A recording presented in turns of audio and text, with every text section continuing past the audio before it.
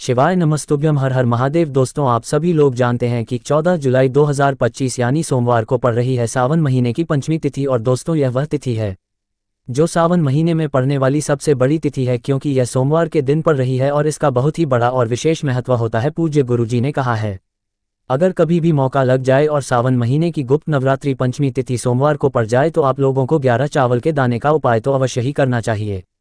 इन दोनों का संयोग बहुत ही कम आता है और दोस्तों, पूज्य गुरुजी ने अपनी शिव महापुराण की कथा में बताया है, इस दिन आपको 11 चावल दाने वाला उपाय तो अवश्य ही करना चाहिए, क्योंकि ऐसा दिन पूरे साल में सिर्फ एक ही बार आता है। और दोस्तों, आप सभी लोग जानते हो कि सोमवार का अगर सबसे बड़ा कोई उपाय है तो वह 11 चावल के दाने वाला उपाय है। तो दोस्तों, इस सोमवार के दिन आप लोगों को इस 11 चावल दाने वाले उपाय को जरूर करना है। बहुत सारे लोग होंगे जिन लोगों ने इस उपाय को ना किया हो, मतलब पूरा साल निकल गया और उन्होंने किसी भी दिन इस 11 चावल दाने वाले उपाय को ना किया हो। पर दोस्तों, आपके पास एक आखिरी मौका बचा हुआ है जो कि 30 जून के दिन है। तो इस दिन आप लोगों को इस वाले उपाय को जरूर कर लेना है। भले ही आपने पूरे साल भर इस उपाय को ना किया हो, पर अगर आपने इस सावन महीने के सोमवार के दिन अगर इस वाले उपाय को कर लिया तो आपको इस उपाय को करने का वह फल मिलेगा जिसकी आपने कभी कल्पना भी नहीं करी होगी। इसीलिए आप लोग इस वाले उपाय को एक बार जरूर कर लेना, ताकि आप लोगों के हाथ से यह मौका ना जा सके और आपको इस उपाय को करने का फल मिल सके। दोस्तों, यह उपाय पंडित जी ने अपनी अभी की ही शिव महापुराण की कथा में बताया है, जिस उपाय को आज हम आपको बहुत अच्छे से समझाने वाले हैं। इस वीडियो को देखने के बाद इस उपाय को समझने के लिए आपको कोई और वीडियो को देखने की जरूरत नहीं पड़ेगी। तो चलिए दोस्तों, उपाय को शुरू करते हैं। देखिए, यह इस सावन महीने के सोमवार के दिन यह इतना खास होता है, इतना महत्वपूर्ण होता है। देखा गया है कभी कभी बड़े बड़े पूजा पाठ अनुष्ठान से जो मनोकामना पूर्ण नहीं होते, वह इस आषाढ़ महीने के सोमवार के दिन एक छोटे से उपाय करने से ही आपकी मनोकामना पूर्ण हो जाती है। और बहुत सारे लोगों ने इस उपाय को किया भी है और उनको इस उपाय को करने का फल भी जरूर मिला है। अगर आप लोग भी इस उपाय को सोमवार पंचमी के दिन करना चाहते हैं तो आप इस उपाय को पहले अच्छे से समझ लेना, सुन लेना, उसके बाद करना। आपको इस उपाय का फल जरूर मिलेगा और इस उपाय को कर लेने से आपके घर में चाहे किसी भी प्रकार की दुख और समस्या क्यों ना चल रही हो, आपको उसका कारण भी नहीं पता है कि भाई ये समस्या किस कारण से चल रही है, उसका कुछ भी कारण हो सकता है, जैसे पितृ दोष हो सकता है या किसी भी तरह का मंगल दोष भी हो सकता है। तो इस दिन आप लोगों को यह वाला उपाय कर लेना है। यह एक ऐसा उपाय है जिस उपाय को अगर किसी विशेष दिन पर किया जाए तो भाई उस विशेष दिन का जो है वह तो हमें मिलता ही मिलता है, पर हमने उस दिन पर इस उपाय को किया है तो हमें उससे भी बड़ा फल मिलता है और फल बहुत जल्दी मिलता है, क्योंकि आप इस उपाय को बहुत ही बड़े और विशेष दिन पर कर रहे हो। तो चलिए अब उपाय के बारे में बात करते हैं, लेकिन उससे पहले आप लोगों को ये जानना आवश्यक है कि आखिर यह उपाय किस समय करना है, किसको करना है और कैसे करना है। तो चलिए हम आगे आपको वीडियो में एक एक करके बता देते हैं, लेकिन उससे पहले अगर आप लोग हमारे चैनल पर नए हैं तो हमारे चैनल को सब्सक्राइब कर लेना और इस वीडियो को लाइक करके कमेंट बॉक्स में श्री शिवाय नमस्तुभ्यम ओम नमः शिवाय जरूर टाइप कर देना। और अपने फायदे के लिए, गरीबी दूर करने के लिए इस वीडियो को पूरा देख कर जाना, तभी आपको लाभ की प्राप्ति होगी। यदि आज आपने वीडियो को बीच बीच में से देखा, काट काट कर देखा, तो आपको जीवन में कभी सफलता हासिल भी नहीं होगी। तो दोस्तों, इस 11 चावल के दाने वाले उपाय को हमें इस सोमवार के दिन कैसे करना है, किसको करना है, किस समय करना है और कहां पर करना है, ये सारे सवालों के जवाब आपको इस वीडियो में मिल जाएंगे। और जो यह वीडियो देखेगा भाई, उसको 11 चावल के दाने वाला उपाय जरूर करना चाहिए, क्योंकि इस दिन एक चावल के दाने का भी बहुत ही बड़ा और विशेष महत्व होता है। और जब बात आ जाए 11 चावल के दाने की, तो ये सोने पर सुहागा वाली बात हो जाती है और यह एक बहुत ही बड़ा उपाय हो जाता है इस सोमवार पंचमी तिथि का। तो अब दोस्तों, इस 11 चावल के दाने वाले उपाय को आखिर करना किसको है, सबसे पहले हम लोग वह बात जान लेते हैं। तो देखो, घर की जो बड़ी माताएं बहनें होती हैं, उन माताओं बहनों में से कोई भी एक बड़ी माता बहन इस वाले उपाय को कर सकती है। और दोस्तों, अगर आप चाहें तो अपने घर में से सभी सदस्यों को भी इस उपाय को करवा सकते हैं। अगर किसी व्यक्ति की खुद की कोई मनोकामना है, खुद की कोई दुख और परेशानी है जो कि वह अपने लिए ही करना चाहता है इस वाले उपाय को, तो वह खुद अपने लिए भी कर सकता है। बाकी अगर कोई घर में से ऐसा है जो कि अपने पूरे घर परिवार की सुख और शांति के लिए यह वाला उपाय करना चाहता है, तो भाई वह भी कर सकता है, उसमें भी कोई दिक्कत वाली बात नहीं है। कहने का मतलब यह है कि इस उपाय को हर एक सदस्य भी कर सकता है और पूरे घर परिवार के सदस्य के लिए घर की बड़ी माताओं बहनों में से कोई एक माता बहन भी कर सकती है। माताएं बहनें अगर घर में उपस्थित ना हो या वह ये वाला उपाय ना कर पा रही हो, तो फिर घर का कोई बड़ा सदस्य भी इस 11 चावल के दाने वाले उपाय को कर सकता है, चाहे फिर वह पुरुष ही क्यों ना हो, उसमें कोई भी दिक्कत वाली बात नहीं है। अब दोस्तों, इस 11 चावल के दाने वाले उपाय को हमें करना कहाँ पर है, हमें इसे शिव जी के मंदिर में जाकर करना है। बहुत सारे लोग प्रश्न करते हैं, हर एक उपाय को करते समय क्या हम इस उपाय को घर पर कर सकते हैं?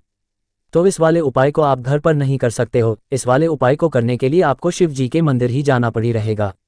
उसके बाद में दोस्तों जो अगला प्रश्न निकल कर आता है वो यह आता है इस उपाय को लेकर कि आखिर इस उपाय को हमें किस समय करना है, सुबह के समय करना है कि शाम के समय करना है? तो देखो, इस वाले उपाय को आप लोग सुबह के समय भी कर सकते हो और शाम के समय प्रदोष काल में भी कर सकते हो। अब अगर आप पूछो कि भाई साहब सबसे उत्तम समय कौन सा रहेगा इस 11 चावल के दाने वाले उपाय को करने का, तो हम आपसे बस यही कहेंगे कि इस उपाय को आप सुबह के समय करेंगे तो ज़्यादा बेहतर होगा।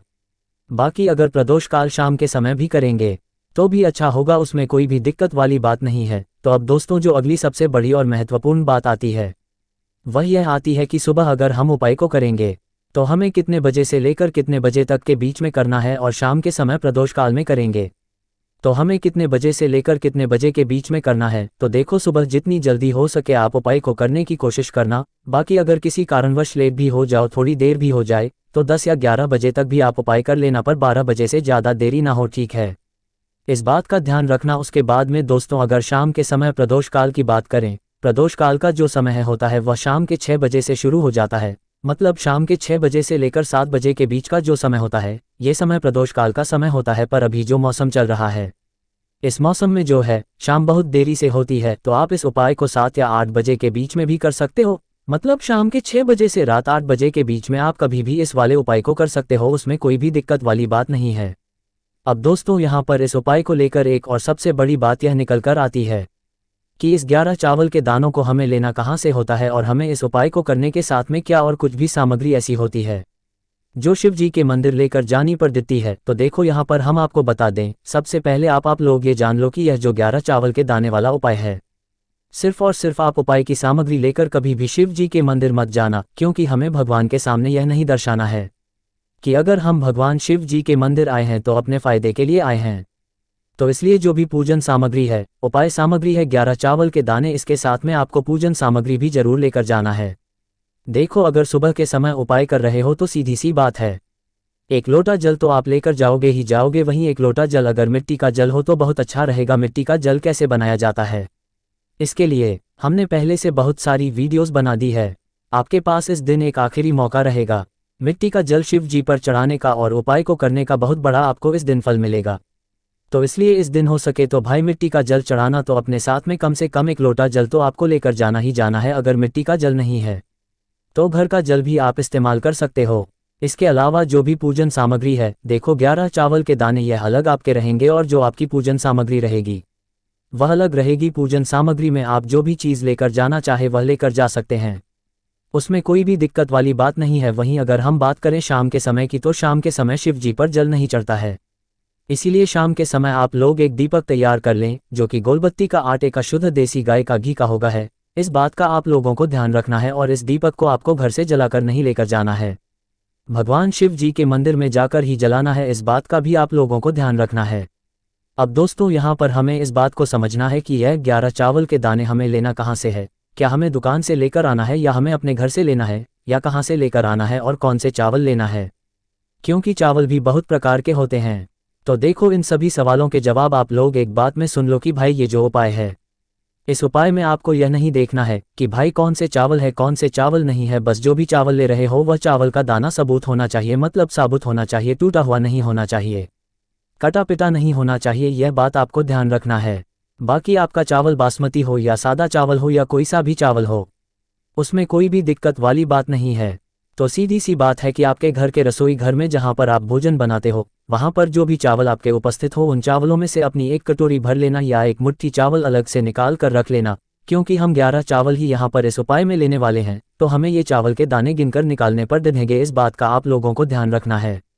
तो अपने उस चावल की कटोरी में से या चावल में से 11 ऐसे चावल के दाने आप लोग निकाल लो जो कि टूटे हुए ना हो, कटे पिटे ना हो, जिनमें कोई दाग ना लगा हुआ हो है ना। अच्छे साबुत चावल के दाने 11 दाने आप लोग निकाल कर रख लो, और इन्हें किसी भी एक कागज़ की पुड़िया में या किसी एक छोटी सी कटोरी में आप लोग रख लो, ताकि यह सुरक्षित रहे, आपके एक भी चावल का दाना इधर उधर ना हो, और आपका उपाय भी पूरा अच्छे से हो जाए। तो भाई जैसे ही आपका उपाय की जो सामग्री है 11 चावल के दाने ये तैयार हो जाते हैं, उसके बाद में आपको जो भी अपनी पूजन सामग्री है सुबह के समय कर रहे हो, तो एक लोटा जल या पूजन सामग्री जो लेकर जाना चाहो उसकी भी तैयारी कर लेना, और शाम के समय जा रहे हो तो भाई अपना जो दीपक है उसे तैयार कर लेना, ठीक है। और उपाय को करते समय शुद्धता का विशेष रूप से ध्यान रखना, ठीक है।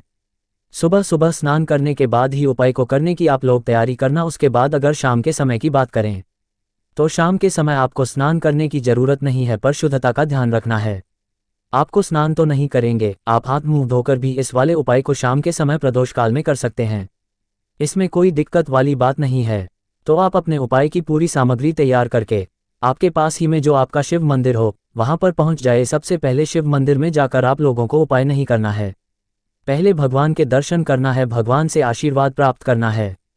फिर शिव जी के शिवलिंग के पास में आना है। शिवलिंग के पास में आने के बाद आप जो पूजन सामग्री लेकर आए हुए हैं, जैसे कि सुबह गए हुए होंगे, तो एक लोटा जल और जो भी पूजन सामग्री लेकर आए हैं आप उनसे भगवान शिव जी की पूजन कीजिए। सबसे पहले तो एक लोटा जल ही चढ़ेगा, उसके बाद में आपकी पूजन सामग्री चढ़ेगी। उसके बाद में अगर दोस्तों शाम के समय अगर आप इस उपाय को कर रहे हो तो अपने साथ में कम से कम एक जो दीपक है गोल बाती का जो आप अपने साथ में लेकर गए हो, उस दीपक को मंदिर में जाकर अपनी माचिस से जलाना है और उस दीपक को शिवलिंग के पास में रखना है, ठीक है। इस दीपक को रखने के बाद ही आप लोगों को अपना यह वाला उपाय शुरू करना है। और दीपक को ज़्यादा पास में मत रखना, वैसे भी गर्मी पड़ रही है, भगवान शिव जी को आंच नहीं लगनी चाहिए, है ना। तो भाई जैसे ही आपकी पूजा अर्चना हो जाती है, आप भगवान शिव जी को प्रसन्न कर लेते हैं। उसके बाद में शिवलिंग के पास ही में आप कहीं पर बैठ जाए, सामने या आसपास जिस जगह पर आपको बैठना हो वहां पर बैठ जाए और अपने वह 11 चावल के दाने अपने सामने निकाल कर रख लीजिए, क्योंकि अब यहाँ पर उपाय को यहाँ पर करने की आपको तैयारी करना है। और इस तरीके से जब आप उपाय करेंगे,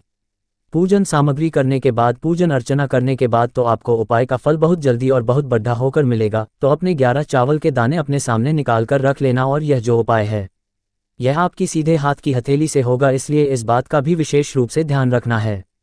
तो सीधे हाथ की हथेली का प्रयोग करके ही आप लोग अपना इस वाले उपाय को करना। अपने सामने जो भी आपकी कागज की पुड्डियां है उसको खोलकर रख लो, या कटोरी है तो भाई उसे अपने सामने रख लो और अपने वह 11 चावल के दाने निकाल लो, ठीक है। उसके बाद में दोस्तों अब आपको क्या करना है कि शिवलिंग आपके सामने होगी तो आपने वह 11 चावल के दाने एक एक करके आपको शिव जी के शिवलिंग के ऊपर चढ़ाना है। कहाँ पर चढ़ाना है? शिवलिंग के ऊपर चढ़ाना है, और कहीं पर भी नहीं चढ़ाना है। आपको अपने हथेली से तो शिवलिंग के ऊपर चढ़ना है, भले ही फिर वह अपने आप जलाधारी पर गिर जाए या मतलब वहीं पर गिर जाए, उसमें कोई दिक्कत वाली बात नहीं है, पर आप चढ़ाओ शिवलिंग के ऊपर ही। तो आपको क्या करना है, अपना पहला चावल का दाना उठाना है, श्री शिवाय नमस्तुभ्यम बोलना है और शिवलिंग पर चढ़ा देना है। इसी तरीके से दूसरा चावल का दाना उठा है, शिवलिंग पर चढ़ाना है और मंत्र बोल देना है। और फिर तीसरा चावल का दाना उठाना है, श्री शिवाय नमस्तुभ्यम बोलना है और चढ़ा देना है। इसी प्रकार से आपको पूरे 11 चावल के दाने एक एक करके शिव जी के शिवलिंग के ऊपर चढ़ाना है और भगवान से प्रार्थना करते जाना है। मतलब प्रार्थना तो आपको आखिरी में करना है, पर हर एक चावल के दाने को चढ़ाते समय श्री शिवाय नमस्तुभ्यम जरूर बोलना है। उसके बाद ही में ये चावल का दाना शिवलिंग के ऊपर आपको चढ़ाना है। जैसे ही आपके 11 चावल के दाने शिवलिंग के ऊपर चढ़ जाते हैं तो भाई उसके बाद में आपको क्या करना है, भगवान से अपनी मनोकामना बोलना है। मनोकामना भी कब बोलना है, जब आपका 11 चावल का दाना आपके सीधे हाथ की हथेली में हो और आप उसे चढ़ाने के लिए जा रहे हो। श्री शिवाय नमस्तुभ्यम बोलकर उस आखिरी चावल के दाने को शिवलिंग के ऊपर चढ़ा देना और भगवान से फिर अपनी वह मनोकामना बोल देना, जिस मनोकामना के लिए आप लोग अपना यह वाला उपाय कर रहे हो। जिस भी दुख और परेशानी के लिए आप लोग अपना यह वाला उपाय कर रहे हो, उसके बाद में जैसे ही आप अपनी मनोकामना बोल देते हो, आपका ये वाला उपाय पूरा हो जाता है। पर दोस्तों उपाय को करने के बाद आप लोगों को 2 मिनट भगवान शिव जी के मंत्र का जाप जरूर करना है, और मंत्र का जाप करने के बाद भगवान से एक और बार प्रार्थना करना है अपनी मनोकामना के लिए या अपनी जो भी दुख और परेशानी है उसके लिए। इसके बाद में आप लोग भगवान को देखकर भगवान से प्रार्थना करके उनसे आशीर्वाद लेकर वहां से उठ सकते हैं और अपने घर पर जा सकते हैं। बस दोस्तों यहाँ पर यह वाला उपाय पूरा हो जाता है। इस तरीके से जो भी व्यक्ति छोटी छोटी चीज़ों का ध्यान रखते हुए इस 11 चावल के दाने वाले उपाय को करेगा, निश्चित सी बात है उसे उसकी मनोकामना जल्द ही पूर्ण होगी और जो भी दुख और परेशानी है वह भी बहुत ही जल्दी दूर होंगे। और दोस्तों अगर आपको हमारी यह वीडियो पसंद आई हो तो हमारे इस वीडियो को लाइक और चैनल को सब्सक्राइब जरूर करें। हर हर महादेव, ओम नमः शिवाय। आपको लेना है एक गोल बाती का दीपक, आप चाहे तो मिट्टी का ले सकते हैं या फिर घर से शुद्ध आटा मलकर उसका दीपक आप तैयार कर सकते हैं। इसके बाद आपको लेना है शुद्ध गाय का घी, अगर वह नहीं है तो कोई भी देसी घी इस्तेमाल कर सकते हैं, जिससे आपको दीपक प्रज्वलित करना है। देखो अब ये सब सामग्री लेकर आपको जाना है प्रदोष काल में आपके घर पर तुलसी जी के घेरे के पास में देखो यह उपाय तो आपको अवश्य करना है। वहां पहुंचकर सबसे पहले वह दीपक आपको प्रज्वलित कर देना है और ओम नमो भगवते वासुदेवाय नमः का 11 बार जाप करना है। उसके बाद आपको अपने सीधे हाथ में थोड़ी हल्दी लेकर उस दीपक में अपना नाम और गोत्र बोलते हुए डाल देना है।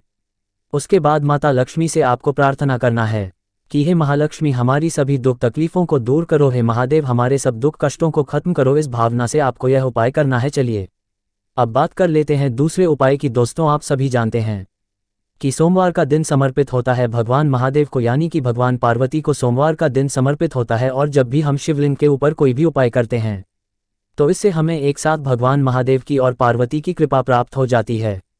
देखिए दोस्तों, गुरुदेव ने बताया है